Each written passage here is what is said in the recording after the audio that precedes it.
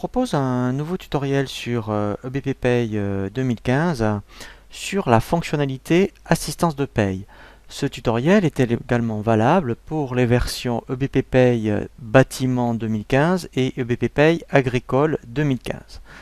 C'est une fonctionnalité qui est vraiment très intéressante puisque vous allez pouvoir mettre à jour, si vous avez beaucoup de salariés, un grand nombre, je dirais, d'informations directement avec cet outil sans passer par les fiches salariés. Alors, les intérêts, c'est par exemple, vous récupérez un dossier de paye, donc vous importez un fichier salarié et vous avez besoin de mettre à jour directement des profils, des classements conventionnels comme des coefficients, des indices, quelle que soit, je dirais, l'information, eh bien, il y a une fonctionnalité qui permet directement de faire ce qu'on appelle un traitement de lot, ou pour un grand nombre de salariés qui ont les mêmes profils, qui ont, mettons, que des non-cadres, que des cadres, des ouvriers, des chauffeurs, pourrait mettre à jour donc des informations très rapidement.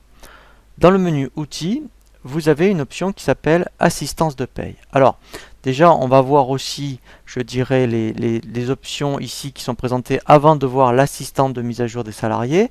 Donc, recalcul des cumuls, ça c'est intéressant.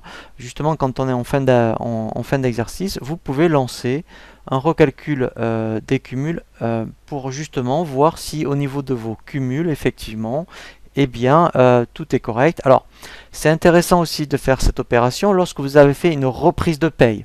Si donc vous récupérez votre dossier de paye, donc vous basculez sur BP Pay, vous avez peut-être fait une reprise, je dirais, de bulletin pour ressaisir directement les cumuls de plusieurs mois. Dans ce cas-là, une fois que vous avez terminé, vous venez ici et alors moi je vais décocher, mettons ignorer pour le calcul des reprises existantes, justement pour que là il vérifie tous les cumuls que vous avez ressaisis, et là en fait on va lancer directement, vous voyez, voilà la procédure, et lui il va, vous voyez, vérifier tous ces cumuls. Alors là je vais faire lancer, voilà, donc j'espère que ça va aller vite. Donc là, au niveau des cumuls, donc là ça a été fait avec succès, mais il y a un cumul, vous voyez, qui est bizarre, ou qui est un cumul négatif. Donc ça, en fait, vous voyez, ça serait intéressant d'aller vérifier ce cumul pour ce salarié-là. Donc c'est intéressant, effectivement, quand vous allez faire les DADSU, s'il y a des cumuls, je dirais, qui sont un petit peu suspects pour certains salariés, il va vous les afficher. Donc ça, c'est la première chose. Toujours donc dans l'assistance de paye, mettre à jour le paramétrage. Donc ça c'est intéressant, vous voyez, donc là je suis sur les dernières versions, je suis à jour, mais justement si vous voulez vérifier par rapport à la version sur laquelle vous êtes, si vous êtes à jour au niveau du paramétrage, voilà, vous lancez cette opération, et si vous voulez vérifier ici le contenu, voilà, donc là vous mettez oui, et là en fait il va aller directement, il va m'ouvrir après un fichier PDF pour me présenter, vous voyez, voilà, et là en fait les nouveautés de la version. Donc si vous voulez savoir, voilà, et bien là, voilà, vous voyez, vous aurez directement les nouveautés du plan de paye par rapport à la dernière version installée. Ensuite, toujours pareil dans le menu outils, assistance de paye. Donc là, vérifier l'intégralité des formules. Donc ça, c'est vraiment intéressant aussi à faire, puisque si vous avez fait du paramétrage, eh bien, si vous lancez ce petit assistant, lui va vérifier si effectivement c'est correct. Donc là, quand je fais lancer, voilà, donc là, vous voyez, donc tout est bon, il n'y a pas de souci.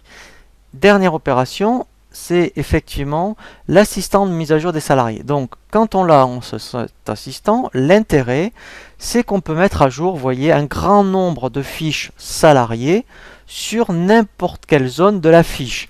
Donc, si vous avez besoin de mettre à jour des coefficients, des indices, des profils, un taux horaire, un salaire, enfin vous voyez, pas mal de choses. Vous pouvez directement via cet assistant, bien sûr il faut le faire quand vous avez beaucoup de salariés à mettre à jour, sinon ça vaut pas le coup. Ici on peut faire un filtre par rapport aux salariés que vous voulez mettre à jour. On pourrait dire ici, mettons, je ne veux mettre à jour que les gens, mettons, qui sont comptables, par exemple.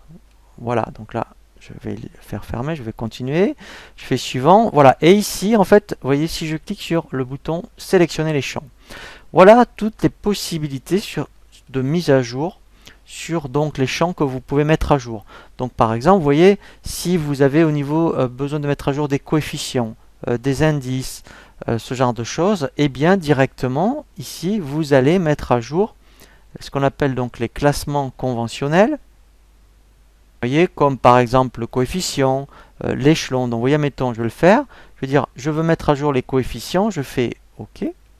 Et ici, en fait, je vais faire une saisie globale. Alors bien sûr, j'aurais filtré sur les catégories de salariés que je souhaite faire la mise à jour. Et je vais dire, ben voilà, si j'étais sur les ouvriers, je veux, mettons, qu'ils aient tous le coefficient 200. Et là, je fais suivant. Voilà. Et là, bon, moi, j'ai que 2 salariés. Mais donc là, vous voyez, quand c'est coché, ça veut dire qu'il y en avait un où il l'a fait. Et l'autre, comme il avait déjà 200, il ne l'a pas fait.